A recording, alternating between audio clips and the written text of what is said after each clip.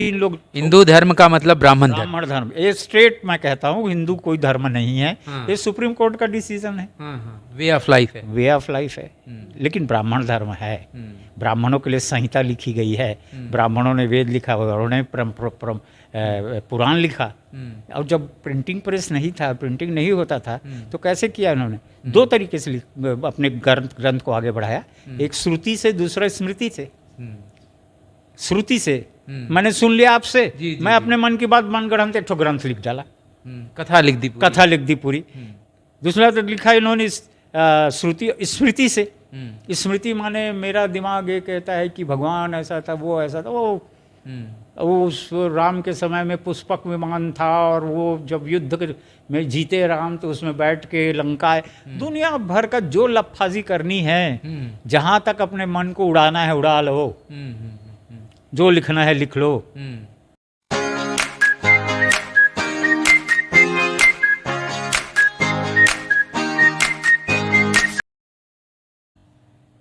नमस्कार, मैं वीरेंद्र कुमार, आप देख रहे हैं सुकृति इंडिया।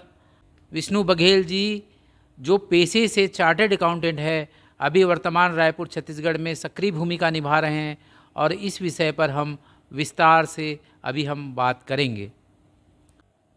देखिए, हिंदू जो है ये फारसी से आया हुआ शब्द है जी। जब मुगल लोग, मुसलमान, क्योंकि मुसलमानों, शिया सुन्नी मुगल पठान यहाँ राज करने आए ना। शिया सुन्नी अलग अलग हैं, मुगल अलग हैं, पठान अलग हैं, और इन चारों क्लैन लोगों ने जो मुस्लिम धर्मावलंबी थे, अभी तक जितने आक्रांत आए थे इनके पहले, उनके पास कोई धर्म नहीं था। इनके पहले कौन कौन आए ये भी बता देता हूँ आपको। इनके पहले आर्य लोग आए, जिसमें 3 क्लैन हुआ करते थे, 3 बड़े बड़े कबीले आए जी। उसमें पहला कबीले था रथाइस, अवेस्ता, नॉट रथाइस, अवेस्ता, वो ब्राह्मण बना। दूसरा कबीला था सबसे बड़ा, वो था रथाइस, वो क्षत्रिय बना। और तीसरा था दस्तरिया। अच्छा, दस्तरिया कम्युनिटी जो है वो बनिया बना। तो ये पहले आक्रांता थे, ये अपना धर्म नहीं लाए थे यहाँ, उन आकर के उन्होंने वेद लिखा, वैदिक धर्म चलाया। तो ये पहले कम्युनिटी के लोग थे, और यही वैदिक धर्म बाद में थोपा गया सबके ऊपर। उसके बाद में जो आए वो लोग शक, हुण, कुषाण लोग थे। जो दूसरे आक्रांता जो खैबर दर्रा से, थल मार्ग से आए भारत में, उनमें शक, हुण और कुषाण लोग थे। तो दूसरे जो आक्रांता थे जो थल मार्ग से आए वो शक, हुण, कुषाण थे। और उसके बाद में जो शक, हुण, कुषाणों के पास भी कोई धर्म नहीं था। तो ये चालाक चतुर लोग थे ब्राह्मण, इन्होंने उनको अग्निहोत्र संस्कार दिया। भारत के एकमात्र ब्रह्मा मंदिर कहाँ है? कहाँ है? राजस्थान के, जी, राजस्थान में है। वहाँ ले जाके इनको अग्निहोत्र संस्कार दिया, और इनको कहा, छू तुम क्या हो, आज से राजपूत क्षत्रिय हो। लेकिन अपना राज कैसे चलाओगे कि एक पंडित तुम्हारे उसमें रहेगा। आपने देखा होगा पद्मावत, पद्मावत में एक पंडित रहता है, और वो भी मुहा जाता है किसमें? पद्मावती के उसमें, सुंदरता में। तो इन्होंने इनको भी वैदिक बनाया, अग्निहोत्र संस्कार दिया, कहा कि तुम राजपूत बन जाओ। तो राजपूत भी विदेशी हैं, विदेशी हैं, शक, हुण, कुषाण लोगों के ये लोग हैं। उसके बाद में शिया सुन्नी लोग आए। तो शिया सुन्नी जब आए तो उन्होंने अपने साथ में अपना धर्म लाया। तब ऐसा नहीं था कि वो बिना धर्म के आए, और वो भी थल मार्ग से आए, खैबर दर्रा से होके घुसे। एक तो रास्ता बना था ना, काबुल से लाहौर तक का एक रास्ता था, बीच में कांधार ये सब पड़ता था, और वो दिल्ली तक आता था वो। तो सारे आक्रांता इसी रास्ते से दिल्ली तक आए। तो जब शिया सुन्नी मुगल पठान लोग आए तो अपना धर्म लेके आए। जब घुसे वो, तो उन्होंने कहा, यार जो मुस्लिम नहीं है वो कौन है? काफिर हैं।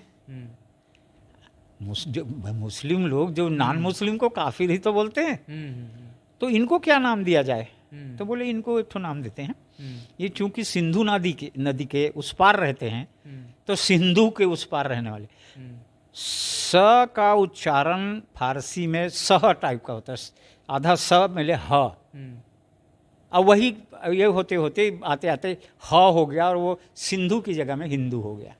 जी। तो ये मुस्लिमों का, यहाँ के निवासियों को, भारत के निवासियों को, अदर देन मुस्लिम्स को काफिर कहने का एक तरीका था। हिंदू का मतलब होता है काफिर। अब उसको इन लोगों ने ओढ़ लिया अभी आज के डेट में। तो ये है, बुद्ध ने कहा है कि मेरी बात पर सिर्फ इस कारण से विश्वास मत करो कि ऐसा बुद्ध ने कहा है, कोई कुछ भी कहे उसे अपनी तर्क पर कसो और जो सही लगता है उसको स्वीकारो। आप देख रहे थे सुकृति इंडिया।